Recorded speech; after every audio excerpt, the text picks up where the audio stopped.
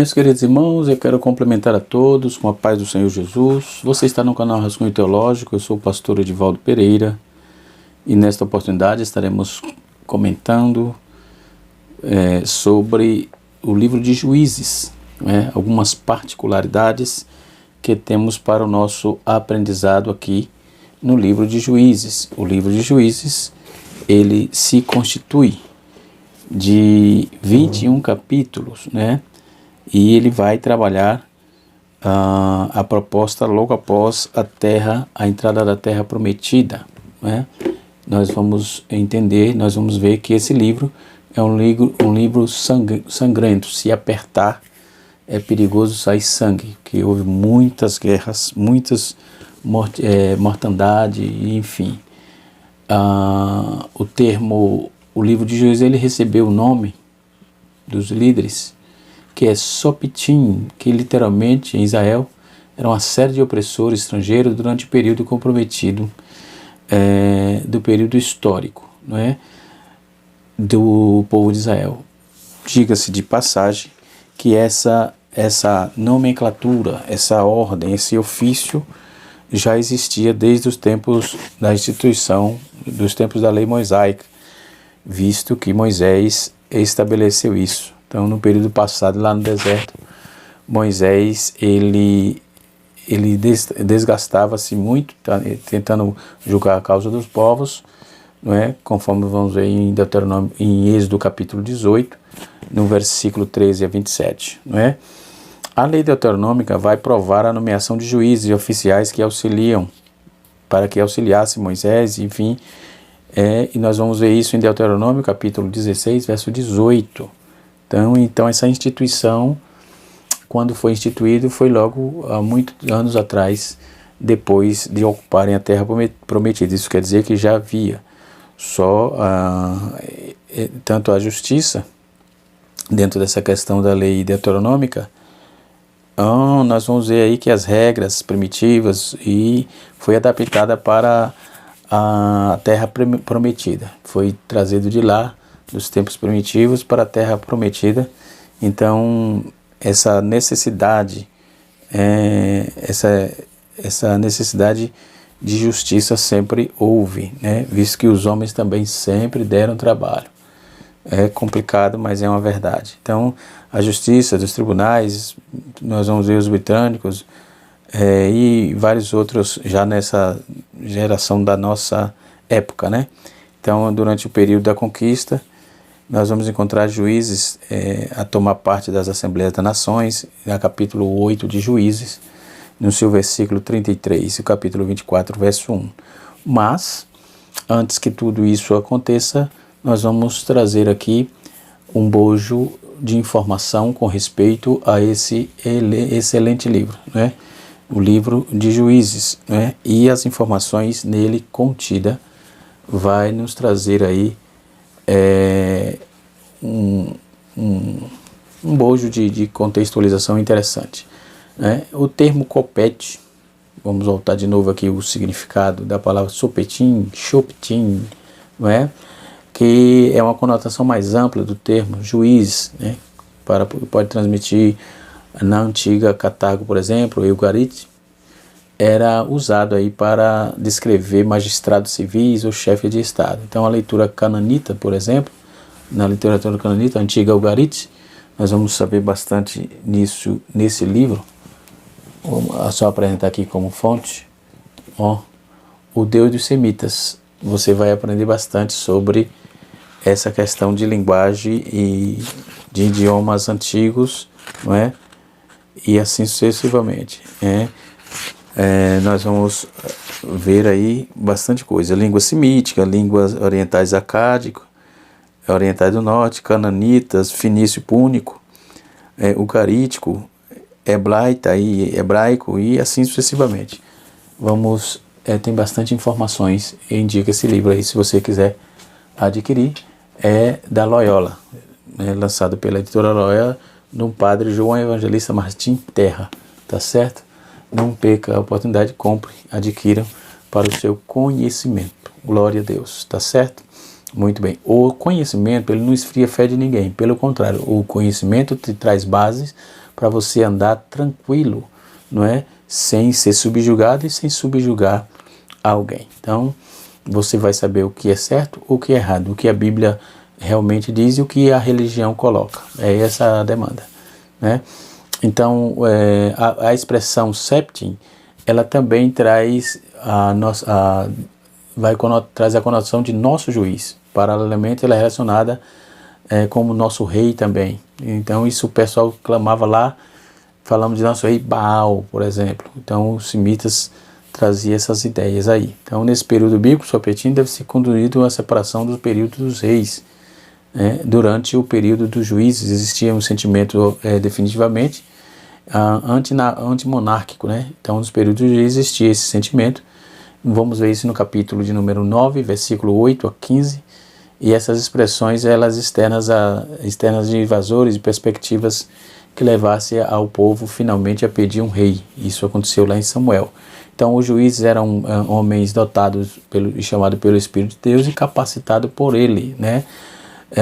Essa informação preliminar que eu trouxe no início, desde o tempo deuteronômico, né, foi Moisés que instituiu, mas aqui era Deus que trabalhava, né, porque ele instituiu, deu a terra prometida para o povo conquistou, né, foi atrás, mas aí precisava regulamentar. Por quê? Existem alguns porquês e prejuízos de fazer acordos negativos com pessoas negativas, com os inimigos da obra de Deus, ou das coisas pertinentes a Deus, né? Então o juiz era um homem dotado pelo Espírito Santo, né? E foi capacitado para resolver as crises específicas da história de Israel, né? Então o próprio Deus era considerado o rei de Israel, enfim. Então, embora o pecado do povo frequentemente reduzisse esse estado aí, e esse ideal a um estado de anarquia, no capítulo 9, capítulo 21, versículo de número 9, versículo 25, nós vamos observar que está dizendo que não existia rei em Israel. Esta expressão aparece por cerca de que não existia rei em Israel, aparece cerca de 4 vezes, 4 textos bíblicos, não é? Que vai aparecer que não existia rei em Israel e o povo fazia conforme lhe parecia bem. Aparece pela primeira vez no capítulo 1, capítulo 17, versículo de número 6 do livro de Juízes, não é? Então, se não havia rei em Israel, eles estavam fazendo conforme o que lhe parecia bem, não é? Então, depois nós vamos ver isso no capítulo 18, verso 1, verso 1, né, no caso. Depois vamos ver isso também no capítulo 21, versículo 25, não é? Então, e assim sucessivamente. Então, esse pessoal queria fazer conforme o que desce na telha, no capítulo 19, versículo 1 também. Então, são 4 textos que vai falar disso, né? Que não existia rei em Israel. Então, naqueles dias não havia rei em Israel. 17, versículo 6, 18, versículo 1, 19, versículo 1 e capítulo 21, versículo de número 25, vai dizer que não existia rei de Israel. Antes da conquista de Jerusalém, por Davi, uma vez que ele ainda estava sob o domínio dos jebuseus, né, de acordo com o autor, no capítulo 1, versículo 21, esse autor ele vai indicar no texto que a tradição judaica atribuía toda essa demanda e a questão escriturística a Josué, né? E assim sucessivamente. Então ele introduz aquele longo período das lutas de anos dos judeus para entrar na terra prometida e agora estava lutando para a manutenção da terra prometida. Enquanto o livro de Josué era o livro de Josué era o livro das vitórias, o livro de Juízes era o livro do fracasso. Capítulo 7, verso 19, do capítulo 2, versículo 7 até o versículo 19, versículo 2, resume toda a história desse livro, tá certo? Então, depois da morte de Josué, aí surge uma nova geração de israelitas que faz aliança com as nações antigas, né? Ou seja, eles não expulsaram da terra que devia expulsar. E aí a atitude que resultou em idolatria, imoralidade, isso pode ter trazido o juízo de Deus de forma de servidão. Então, as mesmas pessoas que ele acolheram lá na terra, que eles deixaram, não expulsaram, devia ter tirado, foi que Deus colocou para subjugaram eles, né, os judeus, que estava saindo, que estava na terra prometida. Então, quando Deus o chama, foi-lhe enviado um libertador, né, e durante esse tempo que viveu e permaneceu fiéis a Deus. Mas depois da morte de Josué, tornaram a cometer os mesmos pecados.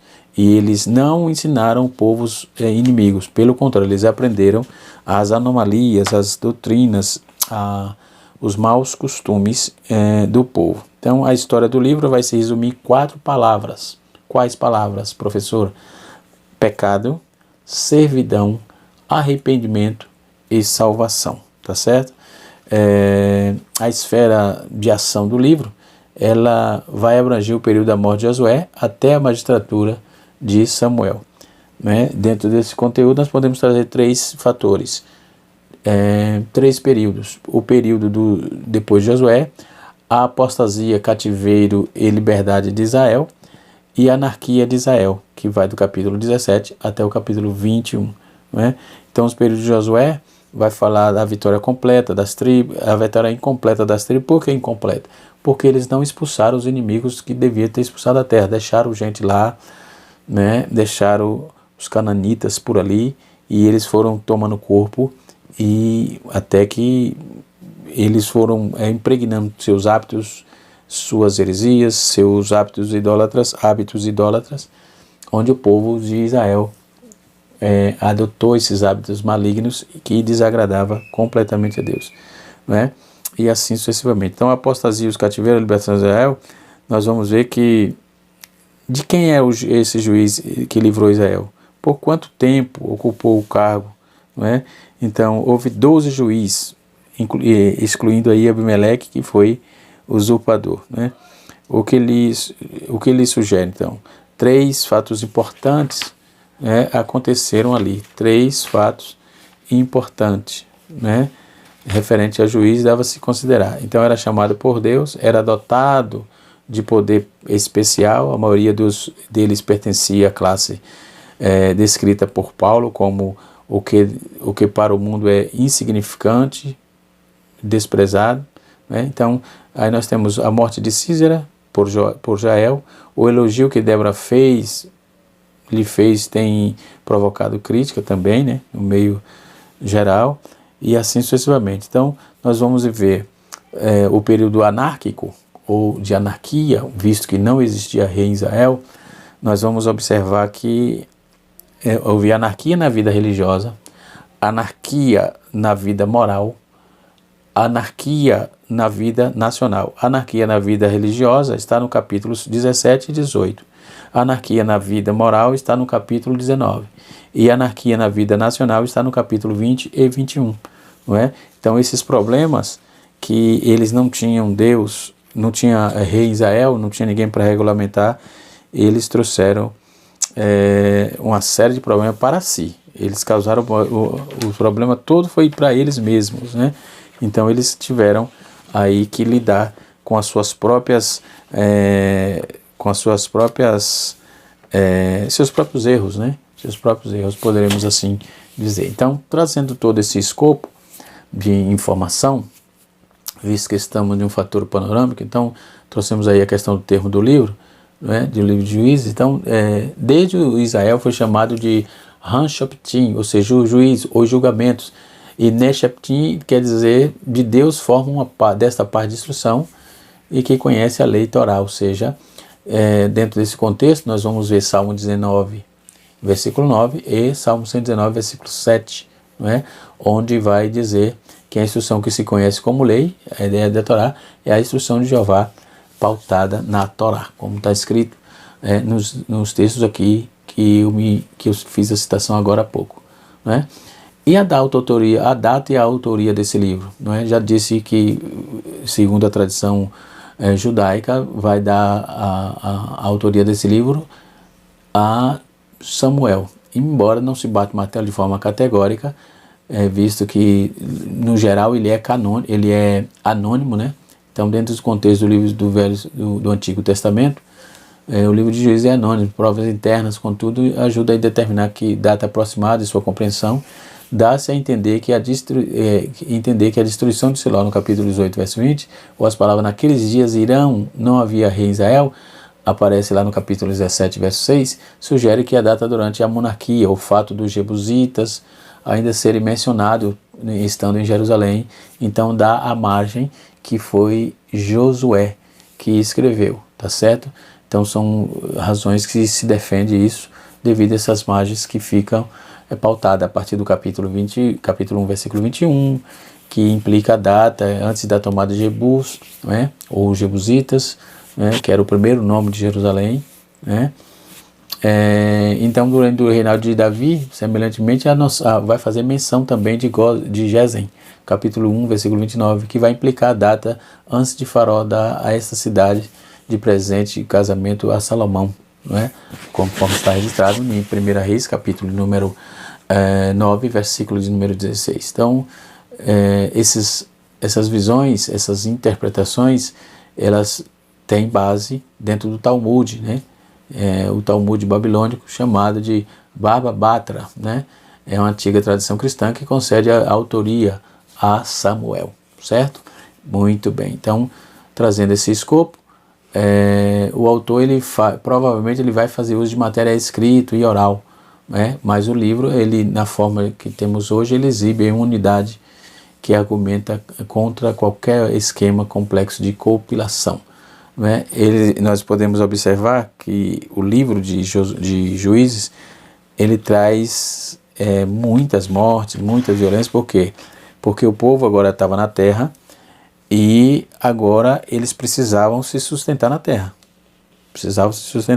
E os inimigos que eles deixaram sorrateiramente, Benjamim e outros, não tomaram atitude, né? E eles disseram: e agora quem nós vamos escolher para governar, para cuidar disso? Eles escolheram Judá. Judá, por sua vez, chama seus irmãos, e assim sucessivamente. Então o livro ele vem aí dentro desse contexto, contando do livro de Gênesis a seguir. Ele é o 7º livro em que aparece aí na ordem cronológica depois do Pentateuco, né? Depois do Pentateuco.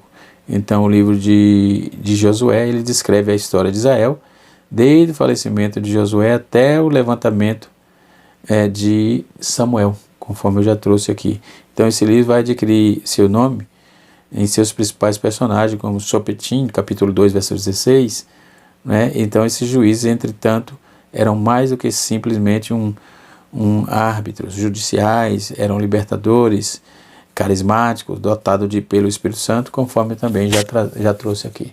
Então o livro de Juízes é um livro muito importante.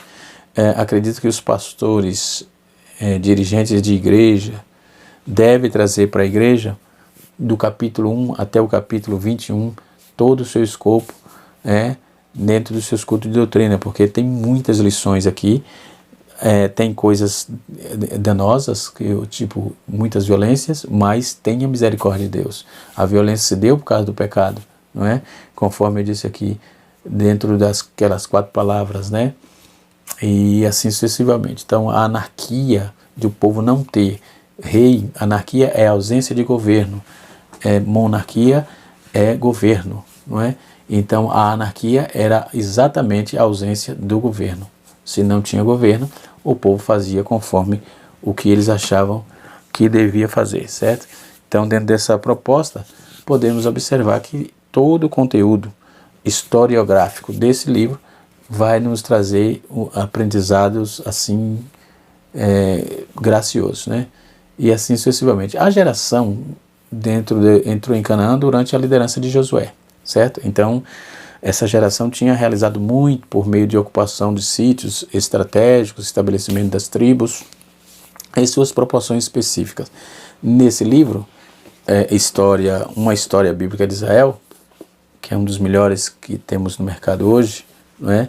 Ele vai trazer uma informação muito interessante aqui sobre essa demanda, sobre esse peso, não é? Que era o registro de 2 partes aí, que vai falar dos registros da história da morte de Josué, no capítulo 1, versículo 1, até o versículo 2 vai narrar isso aí, e o capítulo de número 2, versículos 6 e 9, também vai narrar essa morte, não é? Vai falar disso, não é? Vai falar de um aparente jogo de palavras que vai surgir aí, né, que fala do opróbrio do Egito, que havia sido removido, de Gilgal até Boquim, né, onde depois de ouvir um mensageiro de Deus, o povo chora em alta voz, e o jogo de palavras em Boquim, o nome Boquim, cujo som parece aí a palavra hebraica chorar, não é? E assim sucessivamente. Então, são informações importantes que devemos ter em mente e também no nosso bojo de conhecimento, não é? Se faz necessário. Então, o capítulo 1 até o capítulo 3, capítulo 1 até o capítulo 3, ele vai falar dos antecedentes políticos do período dos juízes. Depois do capítulo 2, e até do versículo 1 até o versículo 5, ele vai falar sobre os líderes, antecedentes dos líderes do período religioso do período dos juízes. Depois, no capítulo 2 até o capítulo 16, verso 31, ele vai falar sobre a história dos juízes. Aí vem aí o fracasso de Israel, a subjugação às nações inimigas, não é? Os opressores e libertador de Israel, a opressão de Cusã, Risataim e a libertação por meio de Otniel, que foi o primeiro juiz que se tem notícia ali naqueles dias. Vamos ver a agressão de Eglon, vamos ver o livramento de Débora, por meio de Josué, de Gideão, por meio da queda de Abimeleque, por meio da opressão de Amon e os filisteus, e assim sucessivamente, não é? Então, o que se tem notícia é que o primeiro juiz ali foi Otniel. O opressor daquele período foi Eglon, e a libertação foi por meio de Eude, né? Então, podemos observar que essas informações, elas vão, aliás, somar de forma acadêmica, de forma muito contundente em nosso conhecimento, né? E nós vamos ver que o povo de Israel, por não ter lei, eles violavam constantemente isso, né? Então, essas recorrentes expressões, não havia rei em Israel, conforme eu disse, aparece por 4 vezes, e cada um fazia o que queria, né? Então, lembrando que o leitor aí, dentro dessa visão teocrática, estava aí em perigo, porque Deus também não folga, a justiça de Deus não folga com a justiça de Deus não folga com a injustiça do homem. Não tem jeito. Deus descreveu, Deus colocou, praticamente Deus desenhou. Eles conseguiram a terra, fizeram tudo. Depois da morte de Josué, eles voltaram a errar tudo de novo e fazer o que aprenderam com eles não influenciaram as nações ímpias que estavam ali. Eles foram influenciados pelos seus maus hábitos, pelas suas idolatrias, pelos seus maus costumes, e assim vai. O segundo rei que temos notícia aí, o segundo rei não, o segundo período. Então veio Otniel, que é chamado de ciclo. O inimigo era o pessoal da Mesopotâmia, que ficou ali por 8 anos. O juiz da época foi Otniel, e o período de descanso nesse período foi de 40 anos. Né? Depois nós vamos ver os moabitas, né? Os opressores, o inimigo era moabita, o juiz da época foi Eude, e durou 80 anos. Depois nós vamos ver o terceiro ciclo, né, de juízes. Os inimigos eram os cananeus. Um período de servidão foi de 20 anos, não é? E o juiz da época foi Débora e Baraque, e durou o período de descanso dessas perseguições, 40 anos. Outra informação importante é que no quarto ciclo, os midianitas eram os inimigos, e essa servidão durou por cerca de 7 anos, e o juiz da época foi Gideão, que durou o descanso dessa servidão, durou por 40 anos. Glória a Deus. O quinto ciclo aponta que foi os amonitas lá do leste, e durou essa servidão por cerca de 18 anos, e o juiz foi Jefté, né? Jefté foi o juiz, e isso durou o descanso, não é? Dessas opressões durou por 29 anos. Depois vem o sexto ciclo, que aponta para os filisteus, ou seja, no oeste, e o período de servidão foi por 40 anos, não é? E o juiz do período foi Sansão, no caso, e esse descanso durou por cerca de 20 anos. Então podemos observar que todo esse contexto dessa servidão desse povo, não é? Podemos ver que o contexto turbulento e transitoriais da história desse povo antigo, né, é uma sigla que se tem quando estamos estudando isso, OAP, OP, AOP no caso, Antigo Oriente Próximo, certo? Tem AOM, que é Antigo Oriente Médio, né, e AOP, Antigo Oriente Próximo, tá certo? Então podemos ver que nessa aula aí, nesse escopo de assunto, os 6 ciclos pautados aqui incluem anos de opressão, libertação e descaso. Então eles são prontos, apontados aí por interlúdios sobre o juízo secundário. Depois vem o usurpador Emelec, pautado no capítulo 9 e 10, e em cada ciclo desse, não é? Cada ciclo desse ele retrata uma espiral descendente, incluindo aí a relutância de Baraque, a insistência de Débora, a covardia de Gideão, o voto insensato de Jefté, porque Jefté estava longe de Deus, né? Então esse voto que ele fez foi um negócio absurdo. Então o relacionamento moral de Sansão com mulheres estrangeiras, o termo recorrente dos capítulos de apostasia em Israel é visível nas violações da aliança, né? Então, com a idolatria, imoralidade, entendeu? Isso trouxe prejuízos escabrosos que custou a eles servidão, período de servidão, né? Então, os capítulos finais de Juízes vai contar aí a triste história de moralidade da tribo de Benjamim, uma confusão moral, a guerra civil entre as tribos de Israel. Então, observe que o conflito todo é só entre as tribos, é um negócio incrível, né? Todo esse fator, nós vamos ver que Aimeleque, Israel foi julgado por Tola, né? E ajuizado por Jair. Então os opressores dos amorreus, o libertador, foi libertado por meio de Jefté, também já trouxe isso. Depois nós vamos ver o juizado de Ebsam, vamos ver também o juizado de Eglon, vamos ver o juizado de Absam e a Sansão e os filisteus, que ele cometeu suicídio em massa, praticamente, que ele se matou e matou. O suicídio e o homicídio ao mesmo tempo. Nós vamos ver também a idolatria de Mica, e a imigração danita, no caso, de Dan, o crime de Gibeá e a guerra contra os benjamitas, né, que é a parte final do livro de Juízes. Não é? Então nós vamos poder observar que todo esse contexto de problemática que o livro de Juízes nos traz, e nós vemos também a misericórdia de Deus, né? Nós vamos ver os 3 períodos desse escopo do livro, que são imediatamente após a morte de Moisés. Aí vem um período das 7 apostasias, dos 6 reis, desses 6 servidões de guerras e etc. A primeira servidão foi a Mesopotâmia, e o juiz foi o Otaniel, já trouxe, né? Moabe, Sangar, Jabim, Sísera, Midianitas, Abimeleque, enfim, todo esse período nefasto daquele povo. O que vamos aprender espiritualmente com essa mensagem, não é? Primeiro, o fracasso humano, a misericórdia e a libertação de Deus, a libertação divina. Depois nós vamos ver o poder da oração, que nas emergências se converte num verdadeiro clamor a Deus. Então o livro vai fazer repetidas declarações que Israel clamou ao Senhor.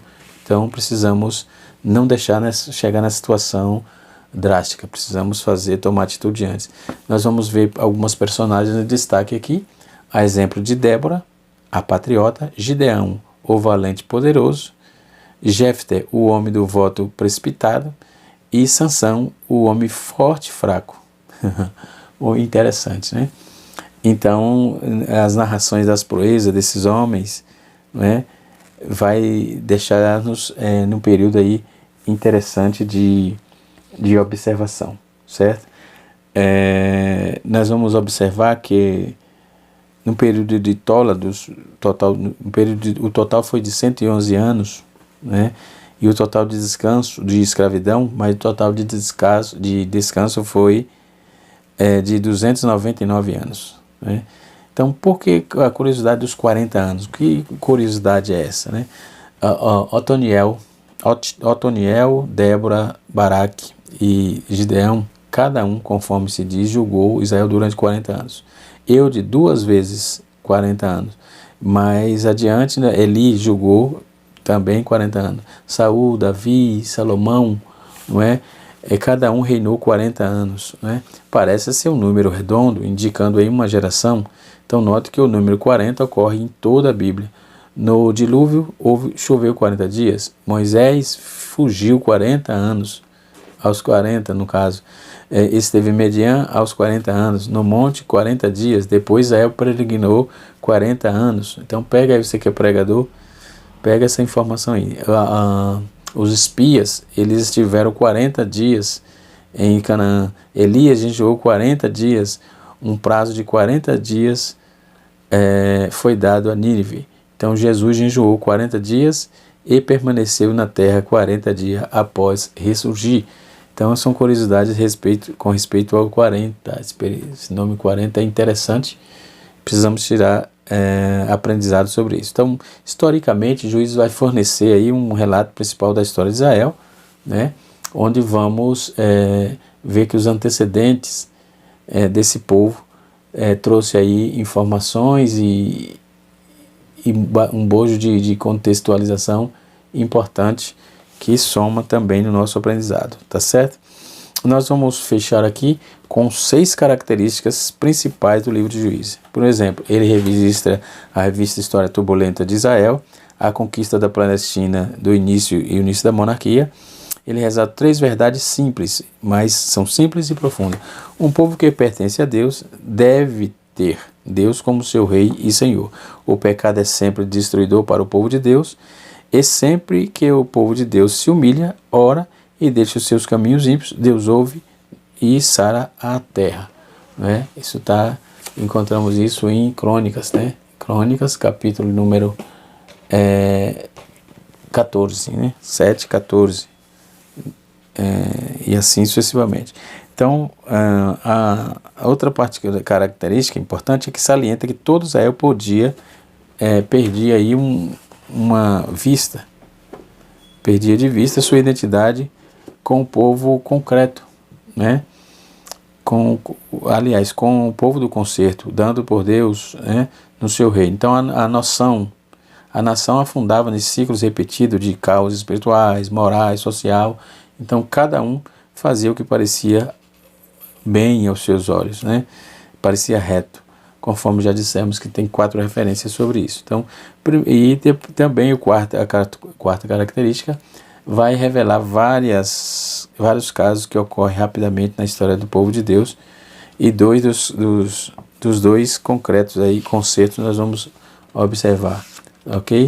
E o quinto e o penúltimo é cada um de 6 ciclos principais do livro abrange aí apostasia, opressão, aflição, libertação, e começa todos da mesma forma. Então fizeram os filhos de Israel o que parecia mal aos olhos do Senhor. Então ninguém fica impune, não. A justiça de Deus não folga com a injustiça do homem. E sexta característica é que o livro revela que Deus usava as nações mais pecaminosas do que o seu próprio povo para afugentá-los pelos seus pecados, né? E para levá-los ao arrependimento. Então são informações importantes, precisamos atentarmos e também aplicar, por que não, na nossa vida espiritual. Deus abençoe a todos, espero poder estar ajudando você. Um abraço e até a próxima aula, se Deus assim nos permitir. Canal Rascunho Teológico, ensinando para transformar vidas.